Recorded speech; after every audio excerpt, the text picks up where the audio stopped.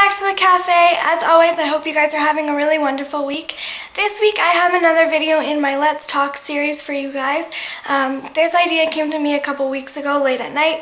I feel like I should call this series Late Night Thoughts with Amanda because it seems like a lot of these things seem to come to me late at night and I seem to think about them a lot late at night. But anyway, I was having one of those late night thought sessions a couple weeks ago, and it occurred to me that this world is not made for me at all. And what I mean by that is in terms of accessibility.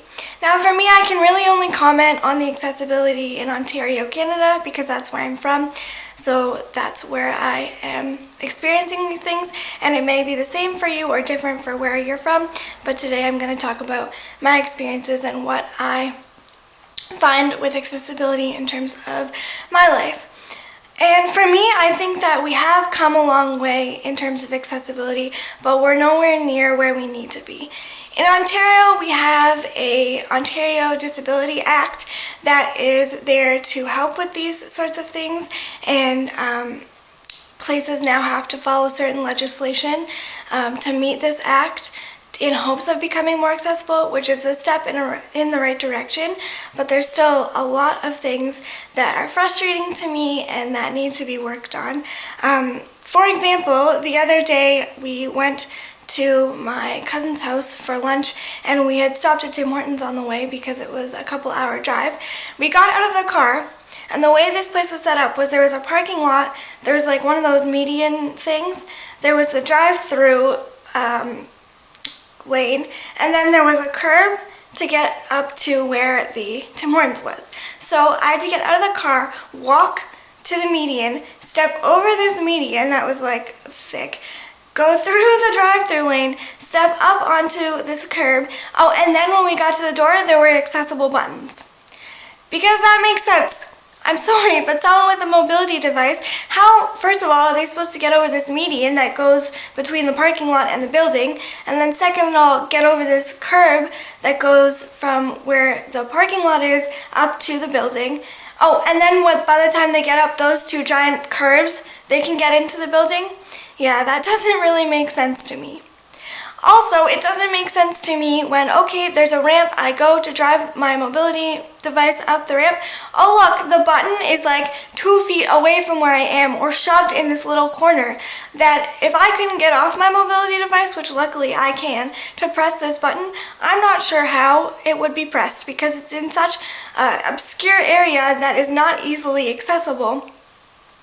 So then people who can't get out of their mobility devices, I'm not sure if they'd be able to press the mobility button. Oh, and then look, I pressed the mobility button, but hey, does it work? Nope. Which is also another frustrating thing. If you're going to have mobility buttons, which thank you for putting those in, you need to make sure that they are working, because if they're not working, this is no use to me, and now I can't get into the building that I'm trying to get into. Also, I find in Canada, when it snows in the winter, oftentimes we decide to shovel the snow on the side of a ramp or at the end of a ramp or right in front of where the mobility button is. I'm sorry, but my scooter can't get around your giant piles of snow, so if you could take a minute to think about, hey, if I put this pile of snow at the end of a ramp, someone's probably not going to be able to use it. If I put this pile of snow in this corner where this mobility button is, someone's not going to be able to press that button and that door becomes useless to them. So it's just little things that it's hard when you're not coming from the mind frame of someone who needs these adaptations to think about the little things that we're doing that's making the world inaccessible. Also, the fact that a lot of buildings, ramps are added on as an extra thought now.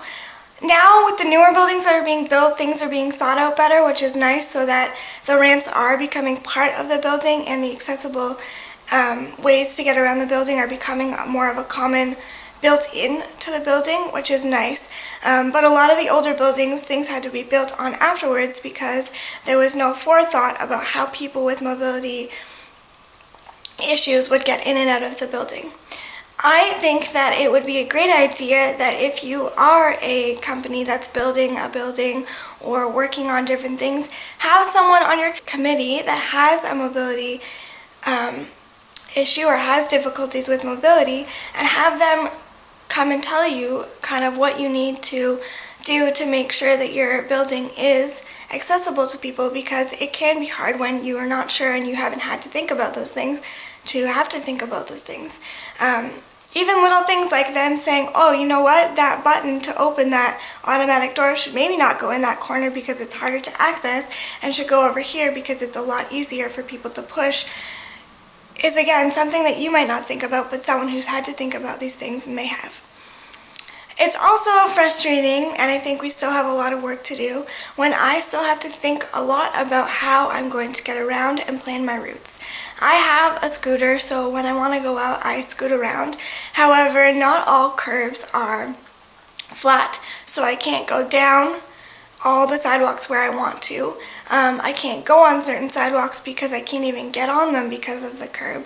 So the fact that we need to still think about those things is frustrating, and we need to start making sidewalks more accessible. Some have little lips, which is good, so you can go straight down from the sidewalk onto the road or whatever. But sometimes where those are also don't make sense, because I need to like go around on the road over this corner to get up onto the accessible part instead of just going straight across the road onto the accessible part.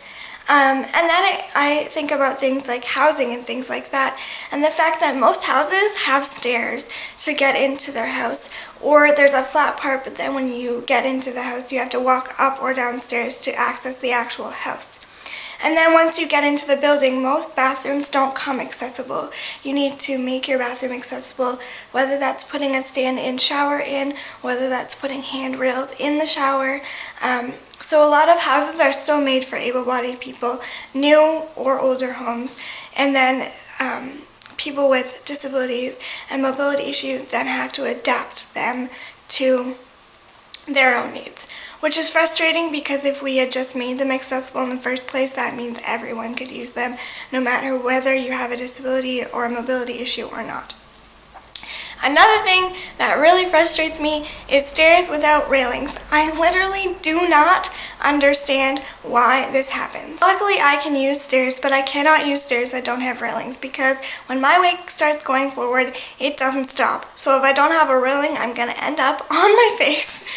But the thing is again, the railings can be used by able-bodied people, and railings help everyone. It takes a little bit of weight off your legs when you're going up the stairs, so I feel like whether or not you're disabled or not, whether or not you need a railing or not, just put it in, because it makes everyone's life a little bit easier. So why are we not putting railings on stairs? I really don't understand that. If someone can explain in the comments below why we make stairs and then don't put railings on them, please explain it to me, because it boggles my mind.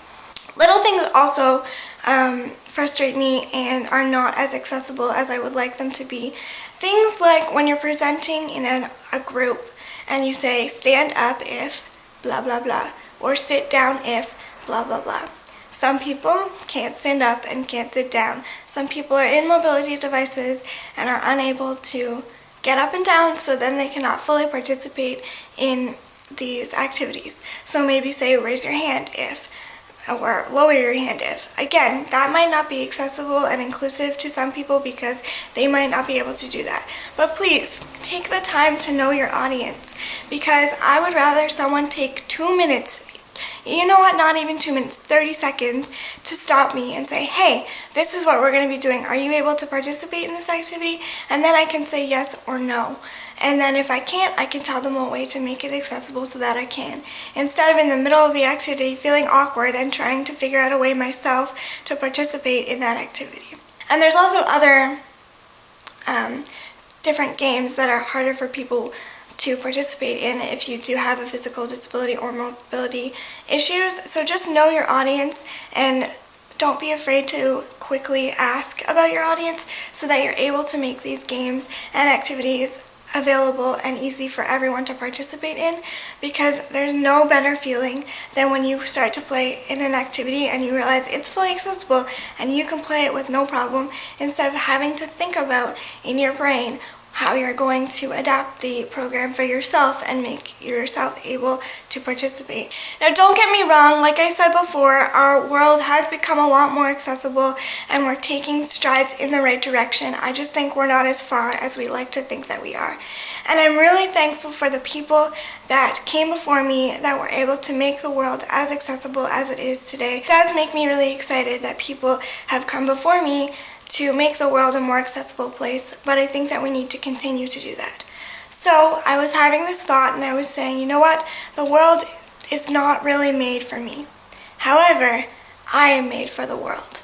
I am here and I have a purpose to make this world a more accessible place for the people that come after me.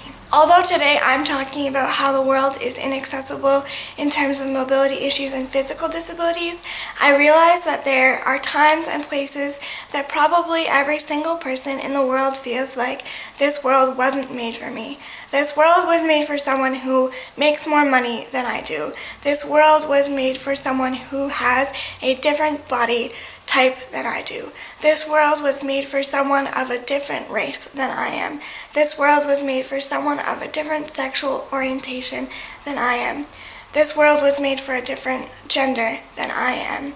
This world was made for a different age group than I am. The list goes on and on. We all, I'm sure, have thoughts of, this world wasn't made for me. But the other end of that being, we should all have thoughts of, but I was made for this world. I have a purpose and I have a voice, and you should use that voice to change the world and adapt the world and help the world become more inclusive in whatever way that you feel frustrated that it's not. So I hope this helps. I wanted to talk a little bit more about accessibility, just to bring a different viewpoint on accessibility and where I'm coming from with things. I would love to hear about what you guys think about accessibility in the comments below in your life and where you feel like the world isn't as inclusive as it needs to be, and thoughts about how we can make the world a more inclusive place, because like I said, we are each a different human being and we each have different thoughts about how the world could become more inclusive, and the only way that we're going to be able to make it more accessible and inclusive for everyone is having conversations and working together to figure out ways to make the world a more inclusive and accessible place. I hope you guys enjoyed this video. If you did, please give it a thumbs up and let me know that you enjoyed it. And if you haven't subscribed already and you would like to subscribe, there's a subscribe button down there somewhere down below that you can click so that you are subscribed to when I make new videos, which is every Wednesday. I also want to remind you guys that I will be in California next week. I will hopefully have a pre-filmed video for you guys so that there will be one up on my channel on Wednesday. I will also be vlogging during my trip there, so I'm going to have videos from my trip and from VidCon that will be on my channel. So also, if you want to see those, make sure to subscribe. But if you do want to follow my trip while I'm there, I will probably be posting lots on Instagram and Twitter, and the links to those are below. Other than that, I hope you guys are doing fantastic, and I will see you real soon. Thanks for watching, guys. See you later. Bye!